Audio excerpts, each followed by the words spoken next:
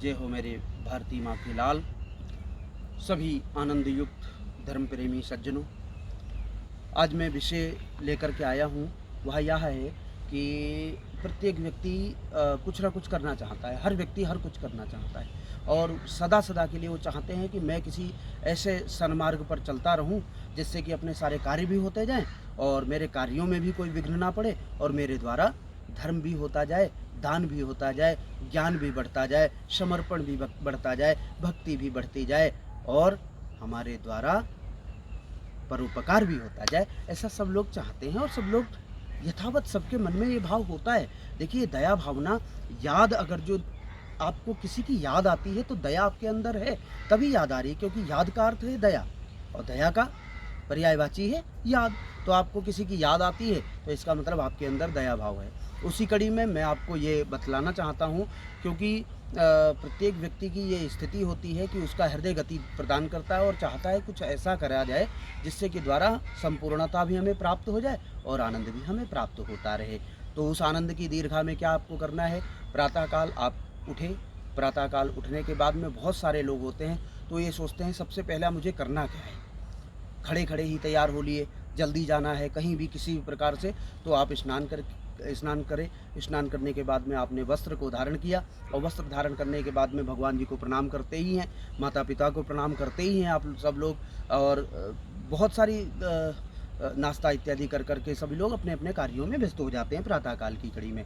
तो आपको बहुत सारी प्रार्थनाएं हैं, जैसे बचपन में आप सभी लोगों ने पढ़ी होगी, वह सत्य हमें दो दया निधे और श्री रामचंद्र कृपाल भजमन हरण भव भय दारुणम, और श्री हनुमान चालीसा है, श्री शिव चालीसा है, या अन्य अन्य बहुत सारी ऐसी प्रार्थनाएं हैं जैसे जय गणेश जय गणेश जय गणेश देवा आदि। ये सब प्रार्थनाएं हैं, इनमें से आप एक प्रार्थना को चुन लें, उसका चयन कर लें और उस प्रार्थना को आपको तैयार होने के पश्चात खड़े बैठे भगवान को प्रणाम करते समय उस प्रार्थना को थोड़ा सा ध्यान लगाते हुए, नेत्रों को अन्य सांसारिक गतिविधियों से हटाते हुए उस परमात्मा का स्मरण करते हुए 2 मिनट 2.5 मिनट, अधिकतम 2 से 2.5 मिनट में हर एक प्रार्थना हो जाती है। 2 मिनट आप उस प्रार्थना से जुड़ जाएं, तो जब वह प्रार्थना प्रारंभ कर देंगे तो आपका उत्थान प्रारंभ हो जाएगा, क्योंकि प्रार्थना से ही उत्थान होता है और प्रार्थना से ही प्राकट्य होता है। प्राकट्य में विश्लेषण में बाद में बताऊंगा। प्राकट्य बहुत सारी चीज़ों का होता है। प्राकट्य यश कीर्ति आरोग्य आरोग्यता वैभव लक्ष्मी संपदा, इन सब चीज़ों का प्राकट्य होता है हमारे जीवन में। और जब प्राकट्य होता है तो हम फलीभूत होते हैं, ये सामान्य सी बात है। जब प्राकट्य होगा तो हम फलीभूत होंगे। तो आपको प्रार्थना का चयन करना है और उसी प्रार्थना को आपको प्रतिदिन प्रातः काल की वेला में बोलते हुए अपने घर से निकलना है, जिससे कि आपके कार्य निर्विघ्नता रूप से सभी संपन्न हो और आप अपने आत्मबल बढ़ा करके घर में घुसें, कभी घटा करके निराश ना घुसें।